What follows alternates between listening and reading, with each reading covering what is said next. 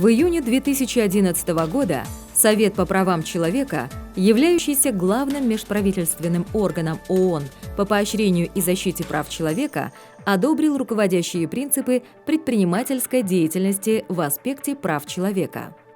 Программа развития ООН ведет активную кампанию по продвижению ответственного бизнеса в 17 странах, в том числе в Кыргызстане, посредством проекта, финансируемого правительством Японии. Работа ведется с Кабинетом министров Кыргызской Республики и с компаниями, чтобы те лучше понимали и выполняли свои обязательства по уважению прав человека в процессе предпринимательской деятельности.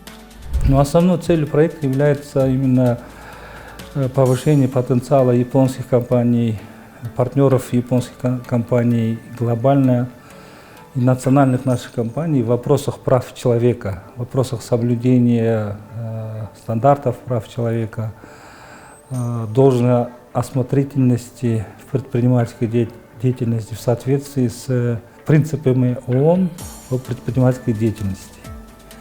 Как раз таки руководящие принципы направлены на обеспечение и соблюдение прав человека в предпринимательской деятельности. Кыргызстан в рамках настоящего проекта программа развития ООН с прошлого года реализует эту инициативу. Проект преследует две основные цели. Во-первых, он будет служить руководством для компаний в проведении проверки соблюдения прав человека в целях оценки, предотвращения и смягчения негативных последствий. Для этого ПРООН будет поддерживать японские компании и их поставщиков в управлении рисками в области прав человека, потенциально связанными с их деятельностью. В рамках достижения первой цели проводился страновой контекстный анализ ситуации в сфере бизнеса и прав человека, тренинги для японских и кыргызских компаний и индивидуальные консультации.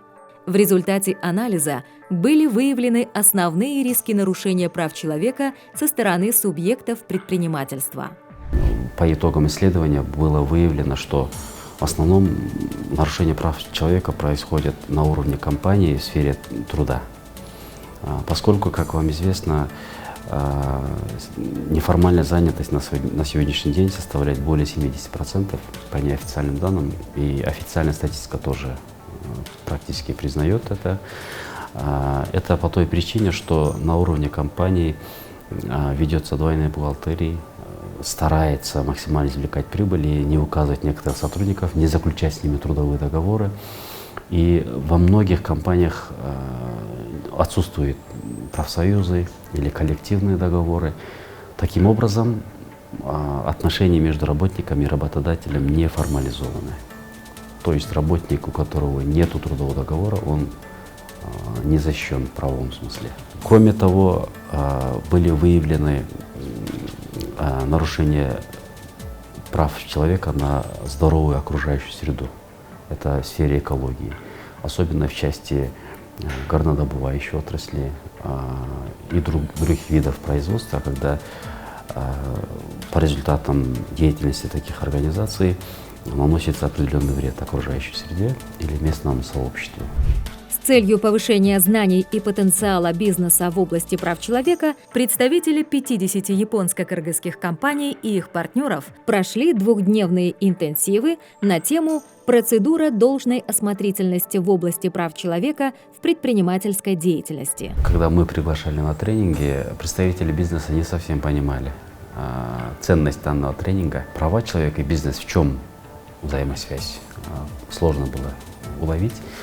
А по результатам тренинга, когда они уже прошли двухдневный тренинг, большинство из них уже прекрасно понимали полезность данных тренингов. Даже они просили провести для них индивидуальные консультации, именно специализированно, адаптированные для их компаний. Да? И они уже стали понимать, что им необходимо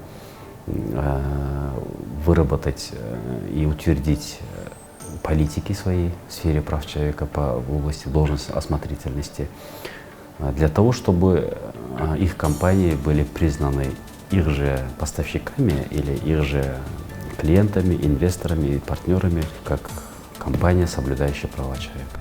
ПРООН при поддержке правительства Японии предоставляет японским компаниям и их поставщикам трехэтапное консультационное содействие для лучшего понимания воздействия их деятельности на права человека и установления надлежащих механизмов должной осмотрительности.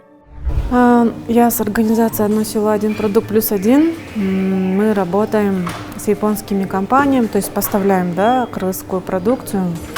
И, конечно, по требованиям, по стандартам мы старались организовать свою политику, политику в сфере прав человека, политику в сфере охраны окружающей среды и так далее, но участвуя на этом тренинге, я осознала, что мои знания ограничены, и очень полезно было получить дополнительные знания, которые мы используем для улучшения всех наших документов, политик. Над чем нам нужно еще больше поработать, это защита окружающей среды и, соответственно, как это влияет на права близлежащих сообществ. В этом моменте есть над чем еще поработать, хотя мы уже прикладываем большие усилия для того, чтобы эти вопросы не нарушали права. Путем разборов кейсов международных, других опытов, я подчеркнул себе, какие еще можно требования и какие можно механизмы внедрить в управлении в своей деятельности в бизнесе. К примеру, можно создать некий механизм обратной связи от работников, механизмы сбора информации по соблюдению прав человека.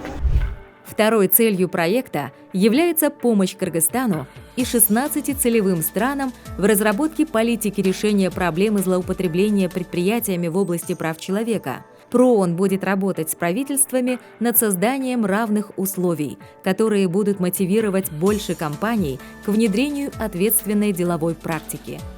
В рамках второй цели проводится первое в стране национальное базовое исследование в сфере бизнес и прав человека. Консультации по созданию межведомственной рабочей группы для разработки проекта национального плана действий по вопросам бизнеса и прав человека по содействию реализации руководящих принципов ООН осуществляется информационная кампания, в том числе тренинги для журналистов. Вопросы нарушения прав человека бизнесом не являются объектом пристального внимания в местных СМИ. Для повышения осведомленности журналистов о международных стандартах в сфере деятельности прав человека предпринимательской деятельности были проведены тренинги «Как связаны права человека с компаниями и бизнесом» в городах Ош и Бишкек. В рамках данного мероприятия 30 журналистов и журналисток из Оша и Бишкека на практических занятиях обучались создавать контент, отражающий положение с правами человека в предпринимательской деятельности, в том числе в контексте Кыргызстана. Участники и участницы тренингов получили навыки распознавания случаев нарушения прав человека со стороны бизнеса, научились изучать вопросы с точки зрения различных заинтересованных сторон. А если говорить уже о защите прав человека именно бизнеса, то для этого должны быть предпосылки. То есть бизнесмен на уровне производства нарушил права человека, то тут, конечно, уже запускаются механизмы защиты прав человека. Основной посыл: журналисты должны разграничивать эти моменты, чтобы еще более точно защищать права человека. Необходимость внедрения и соблюдения руководящих принципов ООН в законодательство и практику обусловлена членством Кыргызской Республики в ООН и принятием на себя соответствующих обязательств в рамках международных конвенций по правам человека, а также существенным влиянием бизнеса на права человека. 19 января 2023 года Министерство экономики и коммерции Кыргызской Республики выступило с инициативой создания межведомственной рабочей группы в рамках реализации пункта 2 постановления Жогорку Кенеша Кыргызской Республики о докладе Акыйкатчы, омбудсмена Кыргызской Республики о соблюдении прав и свобод человека и гражданина в Кыргызской Республике в 2021 году от 16 июня 2022 года. Приказом Министерства экономики и коммерции Кыргызской Республики образована межведомственная рабочая группа по разработке проекта национального плана действий в сфере бизнеса и прав человека. Первый результат я могу сказать, что есть определенное понимание со стороны наших ключевых государственных органов, политикообразующих государственных органов в важности этого вопроса. В Министерстве экономики они понимают, поддерживают. Институт омбудсмена тоже активно вовлекается в процесс, продвигает. Мы тоже считаем, что это результат наших консультаций, информирование надлежащим образом, объяснение важности этих моментов. Второе, мы после прохождения обучения мы получаем положительные отзывы от компаний, что подняли нужную тему, и им в этом ключе надо будет работать. ПРООН и правительство Японии объединились, чтобы поддержать компании в их усилиях по соблюдению стандартов в области прав человека и выступать перед правительствами за эффективную политику и законодательство для защиты прав и поощрения ответственного бизнеса.